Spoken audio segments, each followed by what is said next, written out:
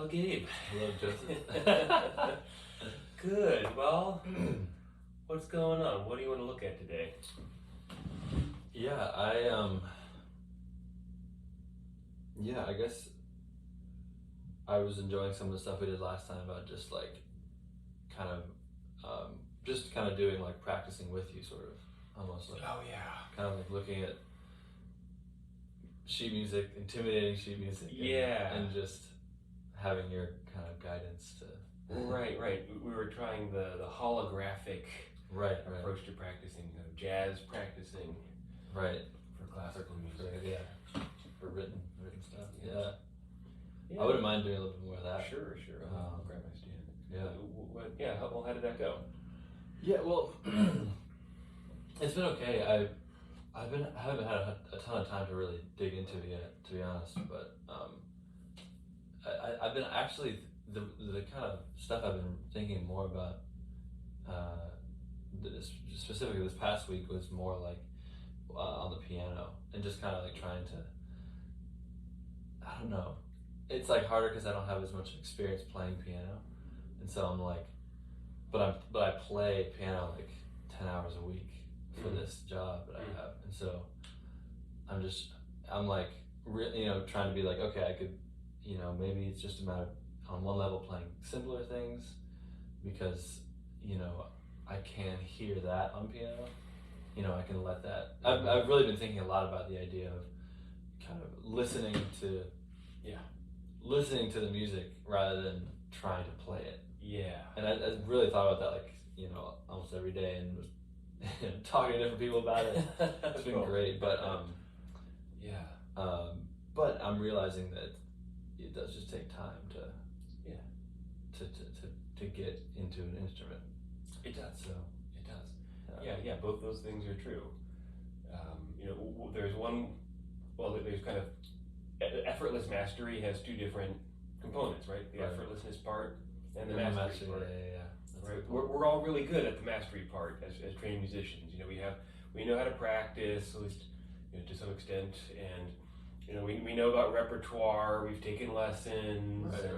We've done the exercises and the scales, so our mastery toolkit is really big. But then the effortlessness toolkit is not so big. Yeah, that's true. But we need both in order to get really good at something, and actually in order for it to be easy as well. Right. So you can get easier. It'll get more effortless with something just by doing it a bunch. But you can also ingrain a bunch of bad habits along the way. Right. So you want to keep both in mind. Mm-hmm. Yeah, I guess that makes sense. Like you could, for the musicians who start when they're like 2 in like the church and stuff, they master it, and also it's effortless because they're kids, and so they get, I think, really young, like prodigies often. I feel like, but still, even prodigies have to like deal with the working on the effortless thing. I mean, Jacqueline Dupre, she was a child's trained. I don't know. Oh yeah, I've heard the name. But. Yeah. She was I think that's her name. Very famous virtuoso cellist, and she got tendinitis or something when she was 20. She had, her career was already internationally famous, and she just had a total breakdown because she couldn't play anymore. So and I've seen a lot of young kids play, and sometimes it's just too much for kids to learn how to play something at a really high level. And so they get this built in because it's just too much for their system. So kids do have a certain kind of effortlessness, but too much is too much for anybody. That's a good point. Yeah, I guess also I'm just remembering like Julian Lage, the guitarist. He's done a lot of Alexander Technique stuff. Is he in Philly? No, he's I think he lives in Brooklyn maybe, but he's like a pretty well known in the kind of the jazz or modern jazz / bluegrass world. He does kind of a lot of different things, but he was like a child prodigy, but he had to eventually dig into the Alexander Technique because it became too tense, I think. Anyway, so that's lots of interesting things there. Where's your curiosity?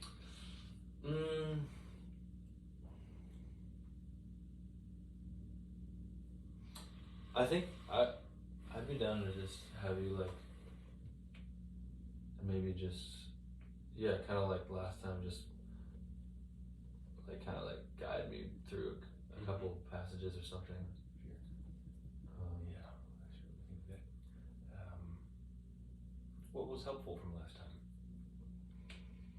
I think just like having the like a sort of a template for like how I can like relate to myself as I'm working on something, you know?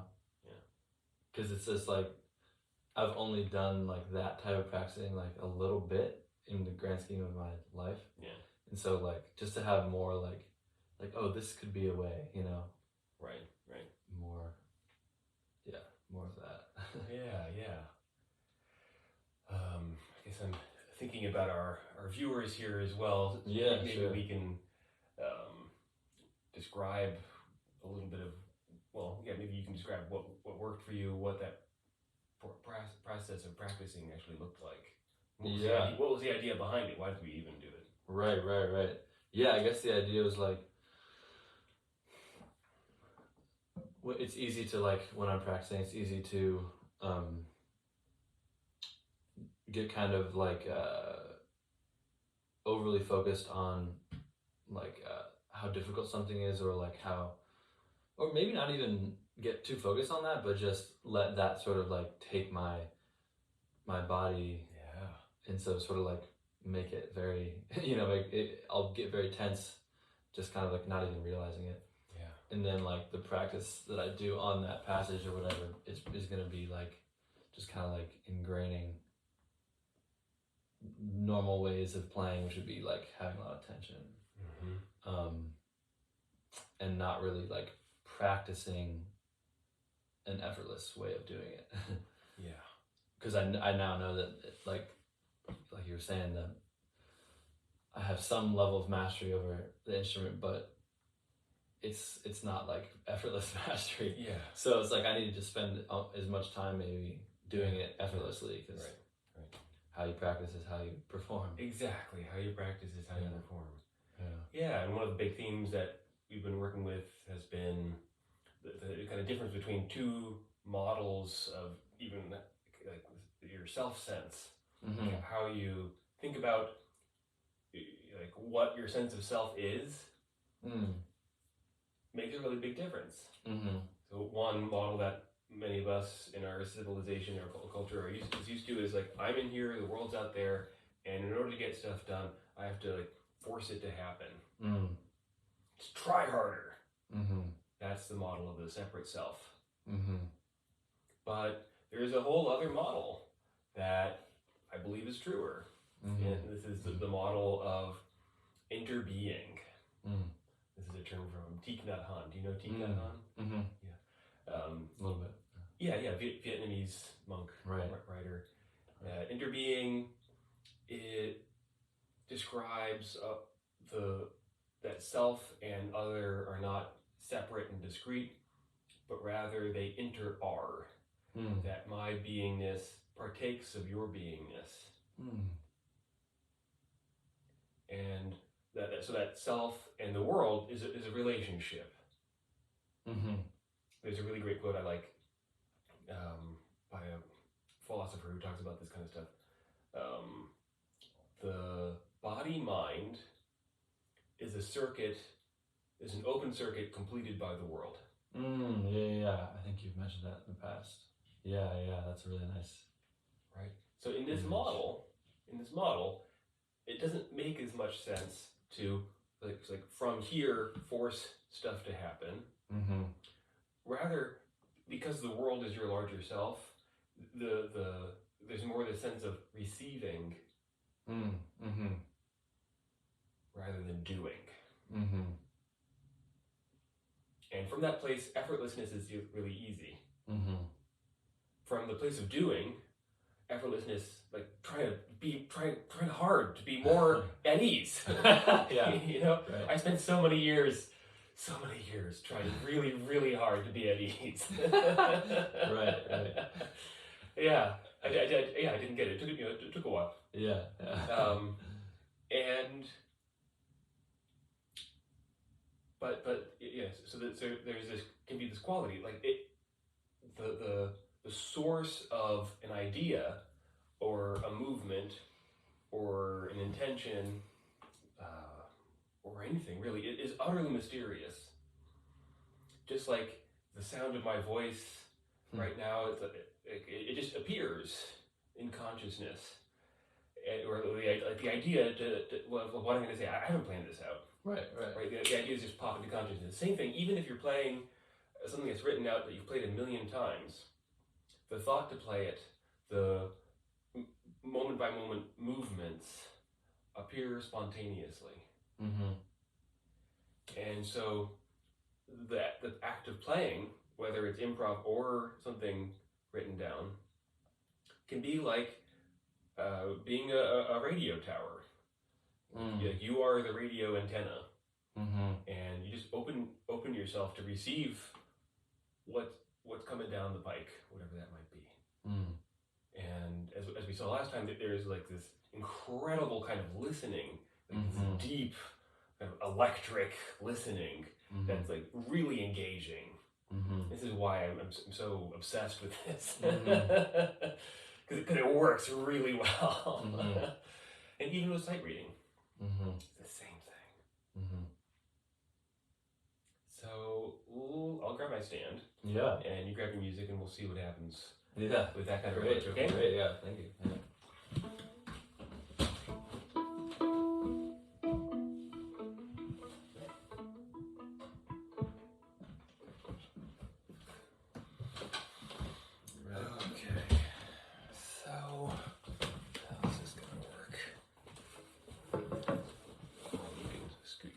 Over a little bit. Oh, sure.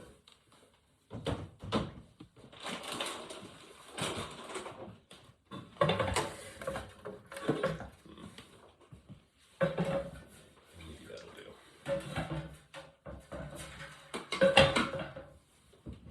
Okay, what are you gonna play? Let me see. Look at my. Just find like a little. Find a passage and some.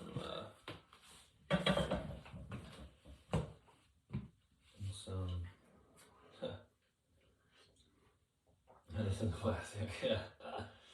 This is pretty great for gigs. I've been using the iPad. Oh my gosh, it's so nice. Yeah. Not to have to print out 100 pages. Truly, yeah. Oh yeah. Danish string quartet. Yeah, this is a fun. All right. This whole book is really fun. Just look at like. This has all the music. There's just one song that's a bit that I often will tense up playing just because it's fast. Yeah. I mean, I mostly have memorized it actually, but it's good to, yeah. Yeah, so what was happening in your body as you were using the iPad there? I wasn't even very aware of it, but I'm sure I was a bit tense. Yeah. So screens are huge stimulus for tension and forgetting ourselves. Right. Yeah. It's like a whole portal. Exactly. Yeah. It's almost like a portal. Almost like I think part of what happens with the head forward thing in screens is that it's almost as if like you had a window. You can, if you could like peer out the window, you would see more. Yeah. Right. But it's always just a surface. Yeah. Right. So the illusion of it being a portal can be cut by remembering, oh, this is a surface here in the three-dimensional space, and it might be easier to remember yourself. Yeah, right. It's just the surface. Yeah. Why don't you flip through that just a couple more times, and as you're looking through, then come on back. It's a surface. Yeah. What do you notice? Yeah, I mean, I noticed like I'm very tempted to just like kind of go into it. Just for no reason, really. Yeah, and this time, was it any different? Yeah, no, I feel much more kind of like I feel like very tempted to get tighter though. Like habits are Yeah. intense. Yeah. Yeah, what's that temptation? I don't know actually. I mean, it's like I'm like, oh, I feel myself like about to like lean kind of in. Yeah, what are you trying to do?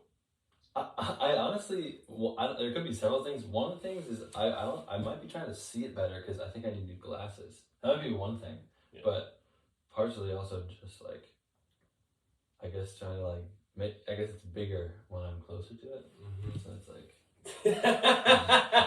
Right, you could do something different than that. Turn the page that way. Right, yeah. I mean, you're allowed to get closer to the thing. It's just that if your head gets ahead of the rest of your body, right, and you get all that grabbing. Mm-hmm. You know, and one of the other things with this kind of separate self sense is that it feels like the head, your self is inside your head, peering out your eyes, and it feels almost like you can grab things with your eyes. But that's not how seeing works. The light comes to you. Receive the light, yeah. So seeing is just the same as any other sense. Receiving sense data. Wow, that's interesting. Yeah, I feel like we often think of seeing as like... Yes, exactly. Like grabbing. Looking, kind of. Rather than seeing. Yeah. So something to mull over. Yeah, right. Explore. Just receive the light rather than like grabbing the light. Right, if you're driving along and there's a street sign a quarter mile down the road, going like that. Yeah, for sure. Like every time I drive. Like it's not going to help you necessarily. Yeah, right. It doesn't get you all that much closer. That's an interesting point. Okay. Well, so these are some of the challenges of using a screen. Right. These are some of the challenges of just in having sheet music, all these little dots. Oh my goodness. Getting sucked into all of that. So it's good to notice how you relate to seeing and the medium that you use. Right. Yeah. That's a really good point. I did notice that before when you were using the screen and kind of in this more receptive mode of seeing it as a surface, that your whole body got freer. I believe it. Yeah. Okay. So you wanted to play some of this? Yeah, I'd be down just to like kind of play a little bit and maybe even just I just pick like a passage or something and there's a part that I often kind of I often stumble on. I just find it a little. This song is like kind of difficult because it's fast usually, or when it's played at tempo, it's like pretty quick, like very up, very fast. So it's like, and I don't,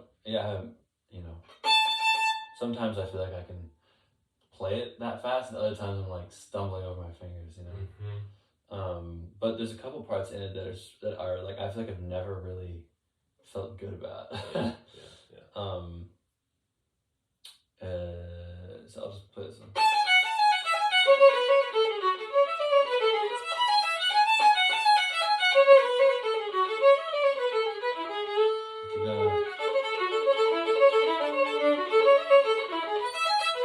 Right there, that part.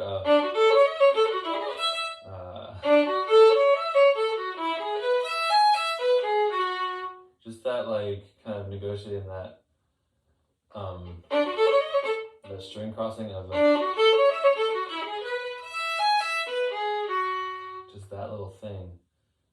If you were me, what would you tell yourself as you're working on that? Try harder! Yeah!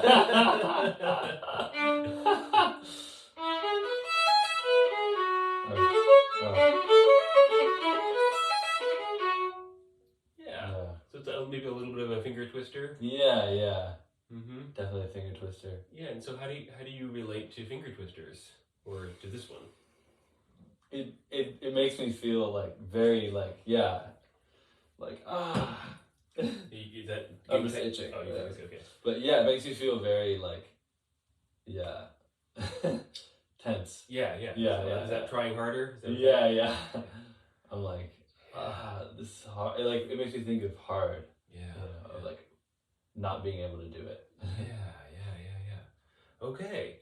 So when you think about trying harder, when you're focusing on the possibility of not being able to do it, right? What happens in your body? Like tension. I feel like probably, or just like I think probably just extra focus on the mechanics and not letting myself play. Right. And where does that come from? Focusing on the mechanics when things get hard. I guess it comes from, well, I don't know, but one idea is that it comes from the idea of breaking things down to make them easier on some level, which can be true. Yeah, totally. And what's the downside? I guess the downside is it's like you're probably not hearing the music as much as you could be. Right. You're not taking the approach from the sound first. Yeah. I guess you could be doing while you do that, but probably not. Yeah. I find a mechanical approach, if that's the top priority, or if that's part of you're thinking about technique, or even a mechanical approach to playing from the heart, or a mechanical approach to making a beautiful sound, well, it gets in the way because you get tighter with a mechanical approach. It's less fun. It's less alive. Because here's the news: like, we aren't machines. Right. Yeah. So what we did last time was to improvise with these note sets. Oh, right. Yeah. Right. So I really like this because it still familiarizes yourself with the notes, and that's a huge part of being able to make this feel easier. Is just getting more familiar with it. Right. It lets you get more familiar with it in a way that's not mechanical, in a way that feels more fun, a little more spontaneous, because those are the qualities you want to have when you're playing this, right? Yeah, right. Definitely, especially this song. Yeah. But anything. But yeah. Okay, so let's just do that. Let's just make this really simple. Why don't you take the first 8 notes, starting with the G there, and just play around with a little improv with those notes. Sorry. Yeah, it's interesting too because I'm thinking like, I wonder if for this specific thing I should like improvise with the, eventually maybe improvise with the like thinking of like the slurred thing as like one thing, or as like a building block to improvise with. Oh yeah, totally. You know, yeah. Yeah, you could choose whatever chunk you want. Like, or even like, I wonder like, oh, anyway, I'll start with it.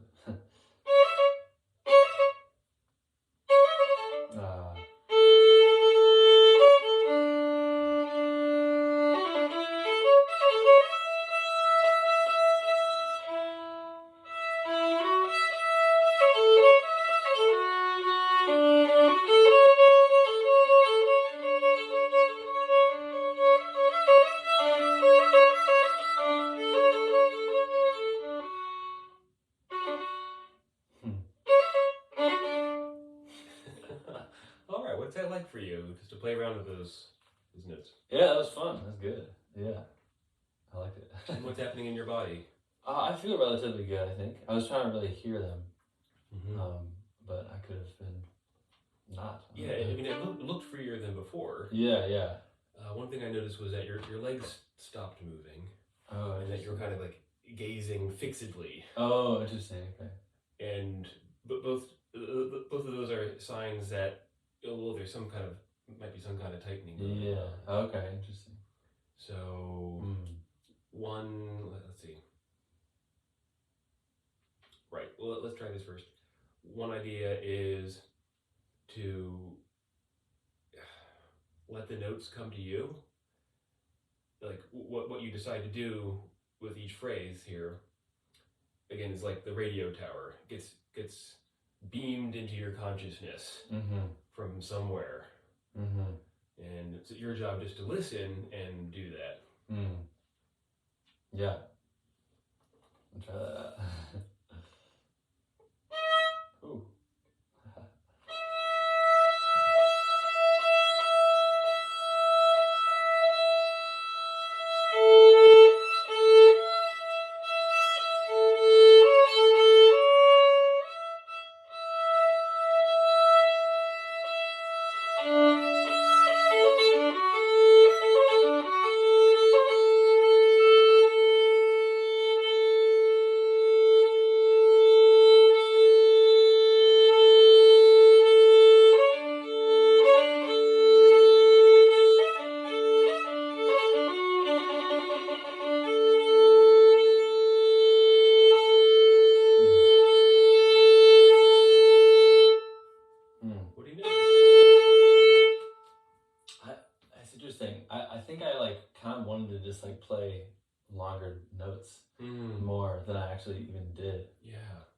Yeah, interesting. Great. So there's some part of you that wants a certain kind of sound. Yeah. Right? And what happens in your body when you give yourself that sound? Yeah, it's great when I do. Yeah. And I don't know if I have enough awareness sometimes, or even to know, but it's hard to like know kind of what's happening in the body if I'm trying to really like listen to something too. Well, I noticed that I got freer listening and being with you while you were doing that this time. That's one of the sort of secret tools of the Alexander Technique teachers is that when the teacher gets freer, it means that the student's getting freer. When the teacher's getting tighter, it's not all the way, not all the time. But I'm kind of like an antenna for you, as well. So I noticed that when you were listening more deeply, or listening for the notes to come, like your whole body kind of filled up more. Because sort of got this image of being filled with light somehow. That's a nice image. Yeah, and that you were actually enjoying what you were doing. Is that true? I think it was, and I think what I found interesting this time was like, I mean, it's such a just small little example, but there were times when I felt that, and then there are other times when I was like, oh, like maybe, or I felt like I was like kind of like going off and on from like, I think what happened, I was like, okay, I'm really just hearing some like long notes. And a couple of times I was like, oh, maybe I'll play a little phrase. I was like, I don't know if I really wanted to do that or not. But I definitely felt good when I was just playing some long notes. Right, so this is actually really important. Yeah. One of the primary characteristics of the discrete and separate self is that things get done through willpower. And you force yourself, you make yourself do things. Right? So you make yourself play that phrase 10 times in a row. It doesn't matter if it's boring, because it's good for you. Right?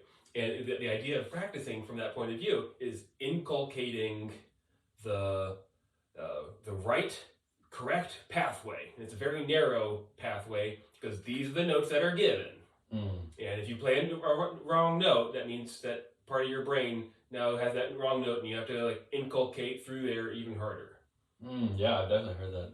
Right? Yeah, a lot. Right? Yeah. It runs deep. Yeah. It runs deep. Right? And it's based on, I'm in here, this is the world out there, so I'm doing this thing. Right? As opposed to, as opposed to like actually doing what feels good. Radical idea. Yeah. Right? So all of our education, not just in music, but all of our education is about denying ourselves what we actually want. That's a very interesting idea. I could ask a million questions about that. Yeah, we can get into it. And this is part of what I'm writing about in the book. Yeah. And so for this first model of making yourself do it, is it fun? Sometimes. Right. I guess it's like, yeah. I could see maybe like on some level you could say like, oh, it's. So I it can be fun to like do something that's a challenge, you know, like. Oh, totally. Kind of like a puzzle. It's like hard. Yep.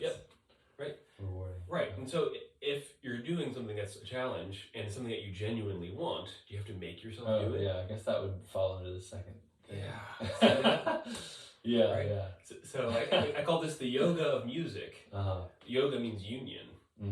It's no longer splitting yourself in two. Like, here's the things that I know are good for me, the things that I think I should do, the way of practicing that I think is the right way, that I should do this, right?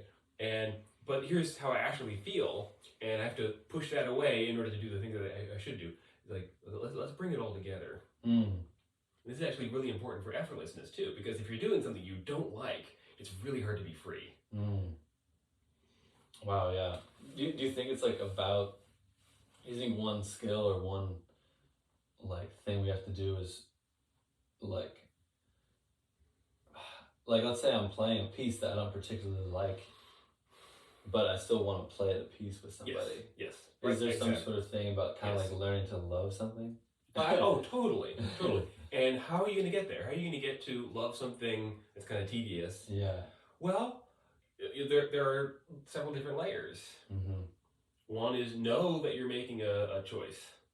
Mm. The story, I have to do this. No, you don't. That's honestly a great point. Yeah. No. So you could play the shitty gig because you need to pay your rent. Right. Okay, great. So you're playing a shitty gig. Yeah.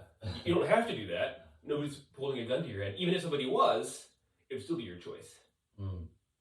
There would be very severe consequences. Yeah. Right? It would definitely be a stressful situation. Yeah, exactly.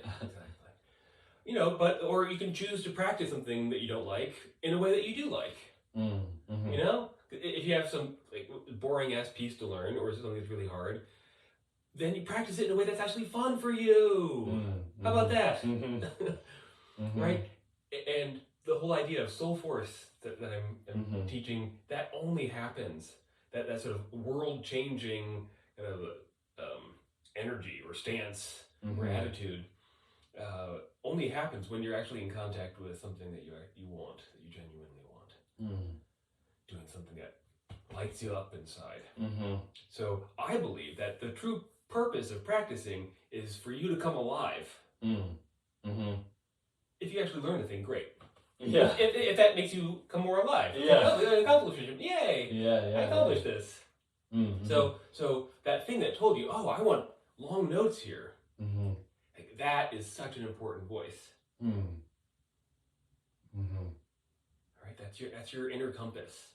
That's your inner audience member. You want to make your inner audience member happy. Right.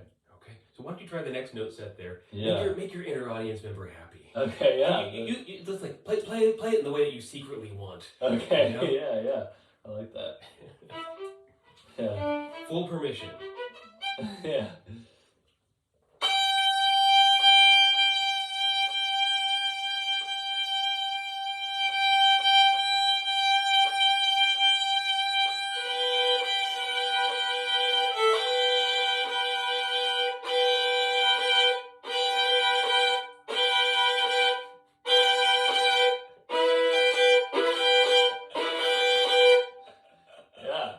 That's all I want to do.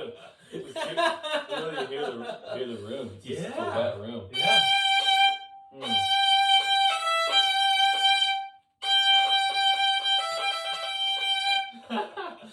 Yeah.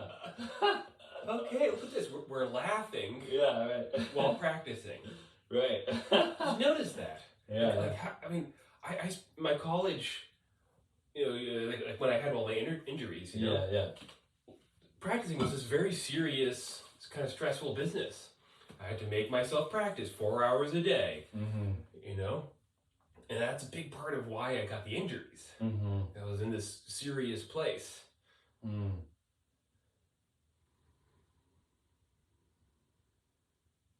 Yeah. This is very interesting. Okay. So now play through that little section. Yeah. Yeah, let's see.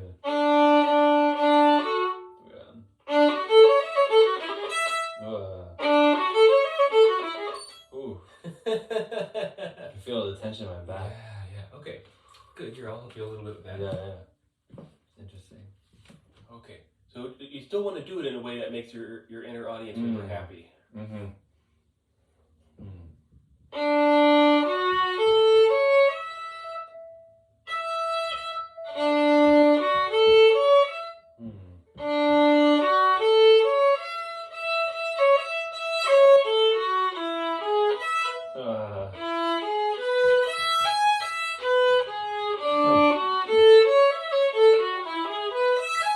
There you go. That really does feel different.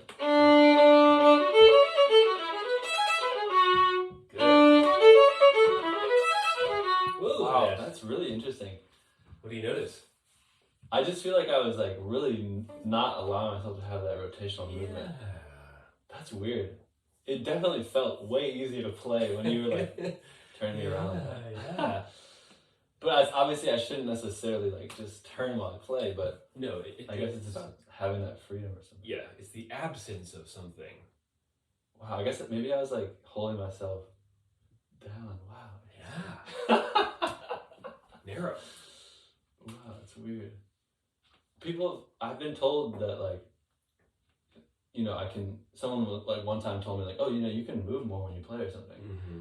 And I've like always thought that like I do move. So like when I play sometimes, but it's like not maybe they were talking about like this kind of way. Or like have this freedom of movement. Maybe. I don't know. I don't know what this person was seeing. Yeah, right. Sometimes people that have an expectation of certain kind of like, oh yeah, I'm really feeling it movement. Yeah, it wasn't that type of thing. Yeah, right, yeah. Because I'll sometimes do that and it's just like not necessarily good. But no, it's not. That's wild. Wow. Good. Yeah. So just letting yourself be able to move three-dimensionally and fluidly in spirals. Yeah, right. How would you describe that type of movement, or what you like were like encouraging for me? So what I noticed was that your legs were kind of stiff and everything was kind of narrowing this way, and so what I was trying to help you do was just let all that move instead. And this is just an easy way to encourage somebody to do to notice like, oh, I'm tightening my legs. I didn't realize that. Okay, like, why am I not moving? Like, oh, there it is. Wow, that's so wild. It really like felt way different. Yeah, good. So there's a little exploration I like to do where I hold your scroll and I'll lead you around. Sure. So let's do this without playing right now. Sure, yeah. But you can hold on. We'll do it in a second. So this is the movement we were just doing from another direction, right? Yeah, right. Right. And so what we're looking for here is your ability to sense and respond through your whole body. Mm-hmm. Right. See that? That's great. So, or we could come this way. Ooh.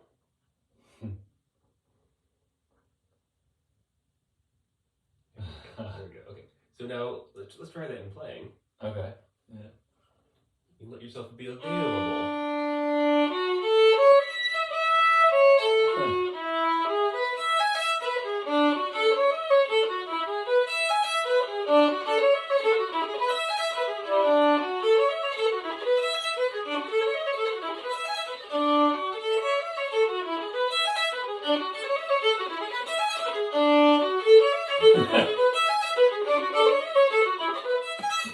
Wow, yeah. That felt good. Felt very, very free. Yeah. I guess it helps to like take the focus off my playing too, This is part of it. Part of ending though. Exactly. Yeah. Part of that narrowing is a narrowing of focus. Yeah. Gosh. I always do that. Yeah, it's endemic. Yeah. This is what we're taught. Focus. Yeah. Pay attention. We're not talking about like having like attention or a field of attention the size of the sky. They're not talking about that. Right. They're talking about those little dots on the page. Right. Or those little tiny movements of your fingers. Yeah. And of course, the problem with so that's fine, right? You need to know where your fingers are. You need to know where the notes are. Right. But what's the problem with? Yeah. Right. Yeah. It there's something about like really intense, narrow focusing that seems to create a lot of tension. Yeah. It's a survival technique. Snake. That's funny. In that moment, it makes a lot of sense to divert all resources. To whatever. Exclude anything else. Snake. Right. But if you're doing it all the time, it's not good. It's just unnecessary. Yeah. Right. But then again, it's not like it's your fault that this is your habit. This is how our culture is. Now you get to choose. Yeah, Good. So how did it feel to play through that? It felt good. Yeah, I was like, just kind of chilling on it. It's not like, obviously I would, it wasn't like perfect, but I wasn't really caring about that. Because I was like, this feels nice. And like, it sounded as good as it would right now. Right. Basically. Right. Yeah. Great. And after having not played this in months or weeks. Or Right. And the simple thing to do to get it faster is just become more familiar with it. And why not feel good? Yeah. While you're becoming more familiar with it. Right. Yeah, right. So then we can redefine what practicing is about. Mm-hmm. No longer just getting the notes. It's about feeling good. Feeling good while you get the notes. Yeah. Right. It's a mind-blowing concept here. Yeah, right. I know, it's so silly. But it's not easy like that. Or that's not how it is normally. Not intuitive for us. Yeah. Again, in this culture, we're so used to this. Mm-hmm. Forcing ourselves to do things. Right. In order to learn them. Which does not feel good. Mm-hmm. So, what if the point of practicing was to make your inner audience member happy? Yeah, that's like a nice, like very succinct, I think, like guideline or something. Yeah. Awesome. I can get down with that. Yeah. Good. Well, that seems complete with that. Any questions?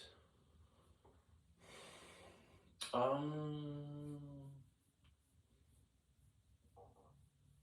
think.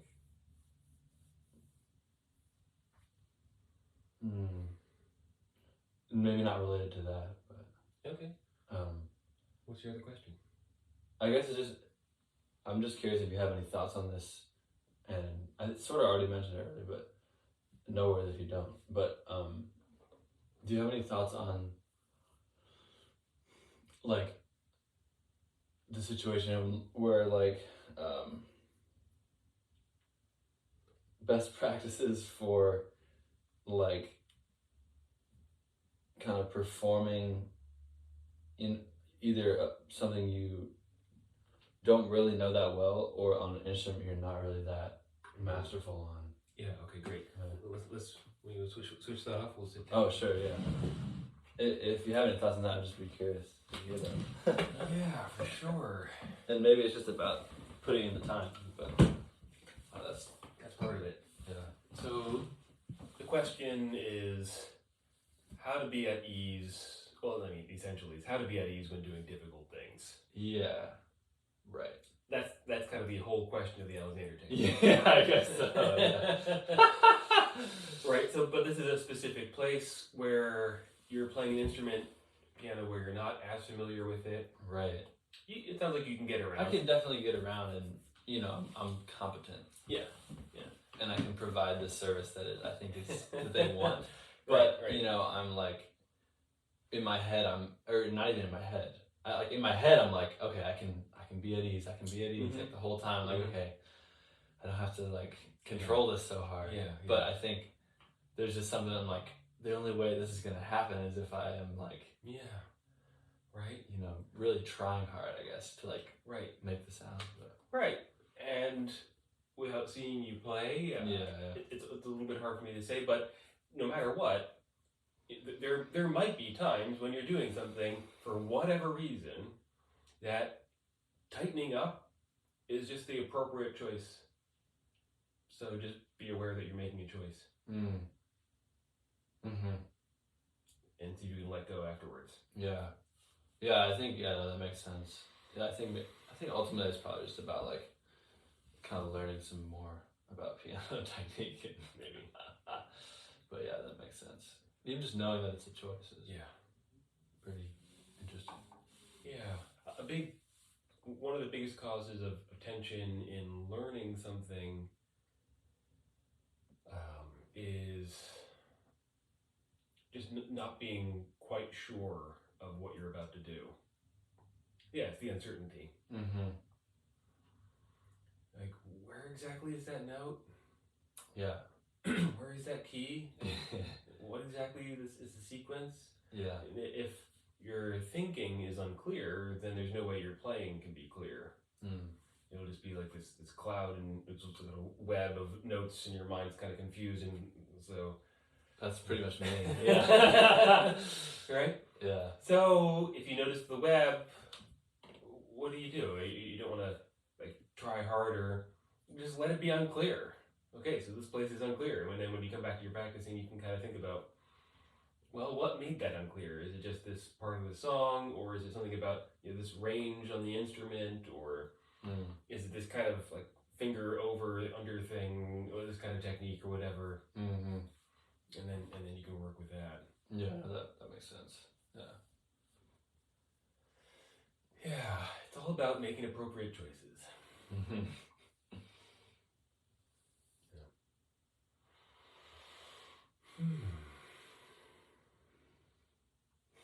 Is it fun? You doing your piano gig? It is fun, yeah. What is it?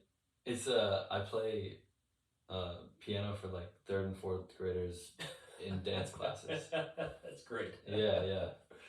So it's a blast, but nice. It's very cute, and I'm just playing like pop tunes and like oldies and stuff. Mm-hmm. So it's a good time, but yeah, I definitely, sometimes I'm like, oh, I can really feel my forearms. You know, I'm like, okay, I don't want to get like tendonitis or carpal tunnel. Yeah. I think it's just a matter of doing the same kind of thing, but actually like practicing them. It's like, yeah, some of the music is very simple. Most of it is actually, it's all very simple, but it's like, so I don't have the same sort of like, oh my gosh, this is impossible music. But it's like, the mental block is like, oh, I have to like bang this out because they want to hear it really loud. And it's like on a grand piano that's like, oh, also it's like horribly out of tune. And like the A440 note is like 2 notes basically. So I really have to like avoid that note. And I that's a very common note, obviously. Yeah. And so I'm like, I have to like change the range all the time. And so, Oh my goodness. Yeah. but it's fun though. Yeah. All those complications. Yeah, well, one analogy comes to mind of like your desire to do something and your body's ability to carry it out freely. Yeah. It's like 2 friends. Yeah. Walking down a country lane, holding hands. Okay? So if you're holding hands and one of you is getting way out in front of the other, then what's going to happen? Yeah. Right? You get tight. Yeah. Right? So what you want is to be able to walk down the country lane with these 2 friends, at about the same speed. Mm-hmm. Right? Or else they're just going to do this thing. Yeah. So what you want, and I guess how big a stimulus that is, how badly you want it, right? So if it's a really big stimulus, then the friend that wants is going to get way out ahead of the friend that can actually, your body's ability. Yeah, right. That's definitely the vibe. Yeah. When I'm playing other instruments. Yeah. So you just notice that. Yeah. It's like, oh, yeah, that desire is getting ahead of my ability. Mm-hmm. And then you make choices from there. I like that, yeah. And other times, it's the other way around. It's like, I really don't want to do this. You have the ability, but I don't want to do this. And that can also cause this. That makes sense, yeah. Other times, it can be focusing too much on the ability. This is mechanics. And other times, if you focus too little on the ability, then it's like this one's running around and it sounds like shit. Yeah, right. It's sloppy, Yeah, right. That's interesting. Yeah, I definitely, it's interesting to really feel that pairing, or that kind of like dance between the 2 friends, because yeah, I'm very aware of it, and especially I think it really feels like that on a secondary instrument where I'm like, okay, I know musically exactly what I would do here, but like I'm just not really as able to execute it. Right, so then you need a lot of compassion. Yeah. For this friend, a lot of gentleness. Wow, yeah. Right. That's an interesting like response to it. I think it's easy. I would much sooner be like, oh, I should just get to work and if that's fun. But yeah, right. Yeah, right. How can I please my inner audience member when I'm doing And like you can have compassion for your body's ability to actually carry out what you're doing, what you want. Mm-hmm. Because if you don't have compassion, what could happen? Yeah, certainly I won't work on it, and I'll just be more tense. Yeah. This is how injuries happen. Yeah. Like you want something, but you're disregarding what your body wants. Right. Yeah.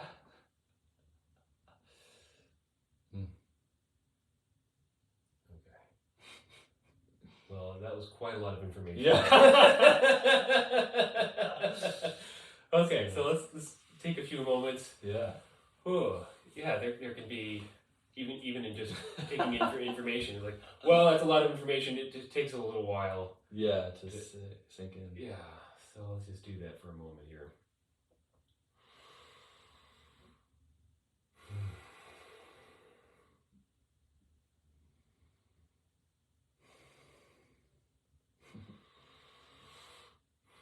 Yeah, maybe you can have the idea of certain takeaways. Yeah, those are always helpful. The first thing that came to mind was just like more practically for me, for my body, like knowing, kind of actually feeling, maybe, I don't know, for the first time, or sure I felt this way in the past, but actually knowing that right now or today, knowing the feeling of having a like free sort of spiral movement, or whatever you want to call it.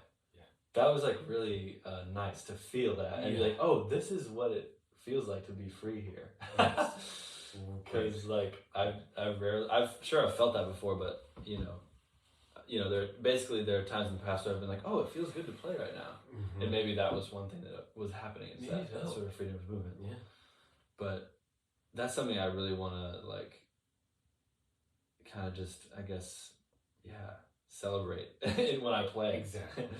Is that ability to have that motion. Right. So these kinds of moments happen in Alexander lessons. They're really great. They're a part of you that wants to hold on to it. Right. But also, you're not going to be able to repeat it necessarily. Yeah. I wouldn't be able to necessarily, because you're different on a different day. Right. different circumstances. The teacher's not there. Yeah. So you can think of it more like each of these experiences of quality of movement, it's new information getting into your system. It's kind of like you have a big soup, lots of vegetables in there, and today you got a juicy potato. All right, you throw that juicy potato into the soup, and as you're stirring it, you don't always see the potato. It comes up every once in a while. You know it's in there. But if you go spend your time searching around for that potato, that's trying hard to be free. Yeah, right. So you can just keep that in mind. Yeah. Great, celebrate it. Yeah. Like, wow. That's a part of what life could be like. Yeah. Right. Yeah, that's definitely one takeaway. Another one, just I think I've heard this before from you, but just remembering that one way to practice can be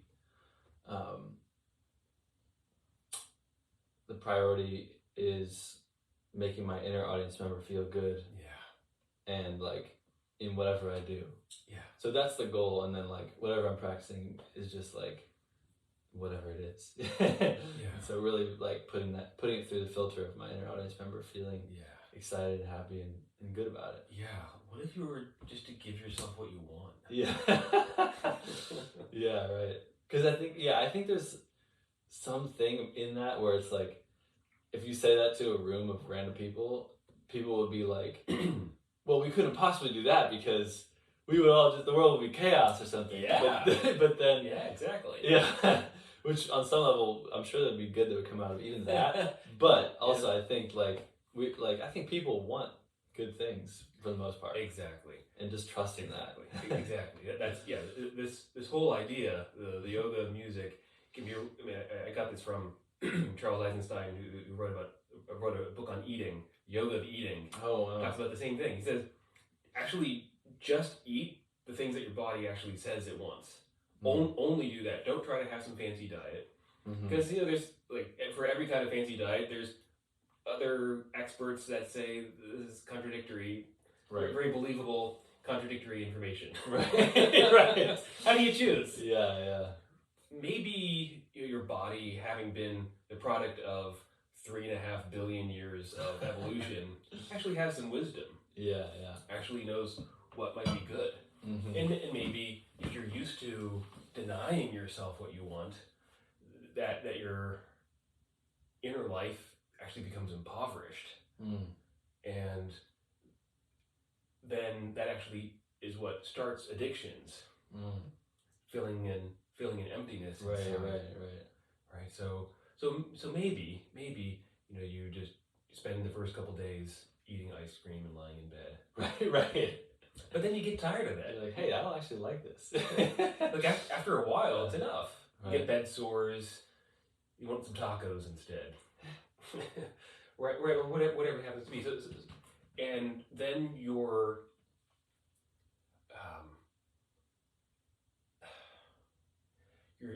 authentic self has a chance to be revealed. And like you were saying,